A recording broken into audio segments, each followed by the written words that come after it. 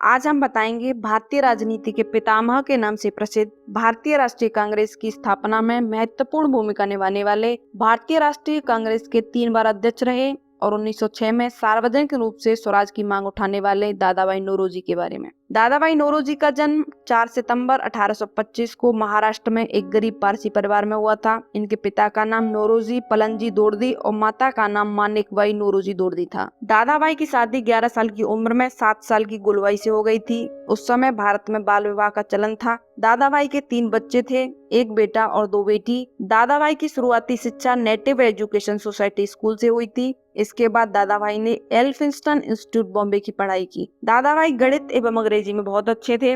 15 साल की उम्र में दादाभाई को क्लेयर्स के द्वारा स्कॉलरशिप मिली थी। दादाभाई एक पारसी पुरोहित परिवार से थे। इन्होंने 1 अगस्त 1851 को रहनुमाई मजदा यासनी सभा का गठन किया था, जिसका उद्देश्य था पारसी धर्म को एक साथ इकट्ठा करना। यह सोसाइटी आज भी मुंबई में चलाई जा रही है। 1853 में दादाभाई ने फोर्थ नाइट पब्लिकेशन के तहत राष्ट्र गुफ्तार बनाया था, जो आम आदमी की पारसी अवधारणा को स्पष्ट करने में सहायक था। 1855 में 30 साल की उम्र में दादाभाई को एल्फिंस्टन इंस्टीट्यूट में गणित एवं फिलोसफी का प्रोफेसर बना दिया गया था। यह पहले भारतीय थे जिन्हें किसी कॉलेज में प्रोफेसर बनाया गया था। 1855 में Dadabhai Cama and corporation company के हिस्सेदार बने। दादाभाई लंदन गए और अपनी हिस्सेदारी वाली कंपनी में काम करने लगे, लेकिन कंपनी के अनैतिक तरीके उन्हें पसंद नहीं आए और इस कंपनी से इस्तीफा दे दिया। लंदन से लौटने के बाद 1859 में दादाभाई ने खुद की कॉटन ट्रेडिंग फर्म बनाई, जिसका नाम रखा नौरोजी एंड कॉरपोरेशन। 1860 के दशक की शुरुआत में दादाभाई ने सक्रिय रूप से भारतीयों के उत्थान के लिए काम करना शुरू किया।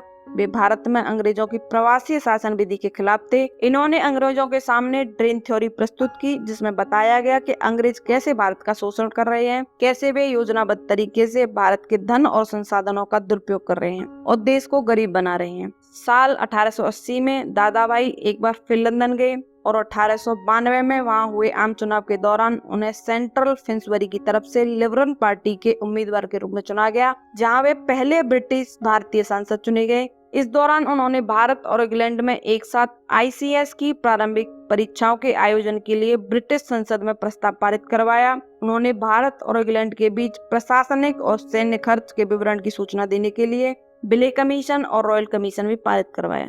इन्होंने सन 1885 से सन 1888 के बीच में मुंबई की विधान परिषद के सदस्य के रूप में भी कार्य किया था। 1886 में दादाभाई नौरोजी को भारतीय राष्ट्रीय कांग्रेस का अध्यक्ष बना दिया गया। इसके अलावा दादाभाई 1893 एवं 1906 में भी भारतीय राष्ट्रीय कांग्रेस के अध्यक्ष चुने गए थे। तीसरी बार 1906 में जब दादाभाई अध्यक्ष बने थे, तब उन्होंने पार्टी में उदारवादियों और चरमपंथियों के बीच विभाजन को रोका था।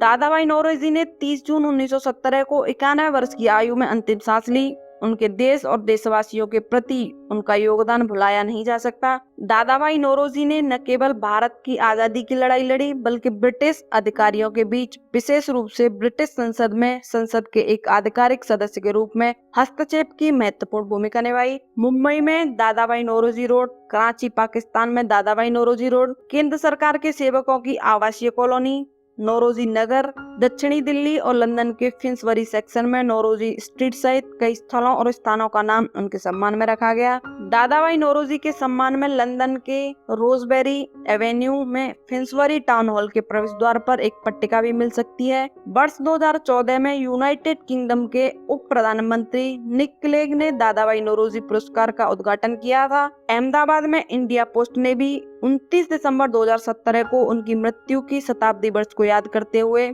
भारत के ग्रैंड ओल्ड मैन को समर्पित एक डाक टिकट जारी किया। नौरोजी ने poverty and un-British rule in India नामक पुस्तक भी लिखी।